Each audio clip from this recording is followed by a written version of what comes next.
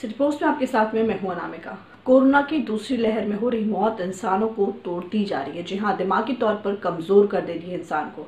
अगर किसी परिवार के एक सदस्य को कोरोना हुआ तो उसका बुरा असर पूरे परिवार के ऊपर पड़ रहा है। लोग गहरे सदमे में जाने लगे हैं। पटना में सोमवार को ऐसी ही घटना हुई। पाटलिपुत्र थाना इलाके में पति की मौत का गम एक पत्नी बर्दाश्त नहीं कर सकी। सदमे में उसने गंगा में छलांग लगा करके जान दे दी। आत्महत्या करने वाली महिला का नाम मंजू देवी है, जो कि 46 वर्ष की थी और उसके बाद उनके बच्चे अनाथ हो गए। उनके सिर से पिता और माँ दोनों का साया हट गया।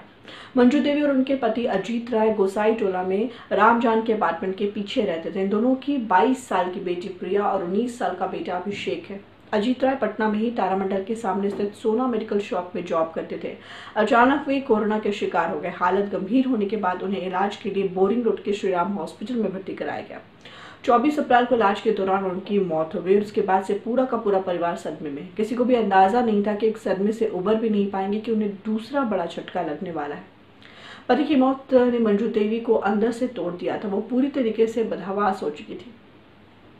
25 अप्रैल की रात 1:30 बजे के करीब चुपचाप से मंजू देवी अपने घर से निकल गई, किसी से कुछ बताए बगैर। उनके जाने की काफी देर बाद जब परिवार के किसी सदस्य ने उन्हें तलाश की तो वो घर के अंदर नहीं मिली। उसी वक्त से पूरा परिवार उन्हें खोजने में जुट गया। जब वो नहीं मिली तो फिर सोमवार की सुबह होने पर परिवार की तरफ से उनकी गुमशुदगी की जानकारी पाटलिपुत्र थाना को दी गई और उसके बाद पुलिस छानबीन में जुटी ही थी कि सुबह 10 बजे के बाद किसी ने सदाकत आश्रम के सामने गंगा नदी के किनारे किसी महिला की लाश होने की जानकारी दी। जब इस सूचना को खंगाला गया तो वो कोई और नहीं बल्कि मंजू देवी की ही लाश निकली। उनकी लाश को देखकर परिवार पर दुखों का पहाड़ टूट पड़ा है।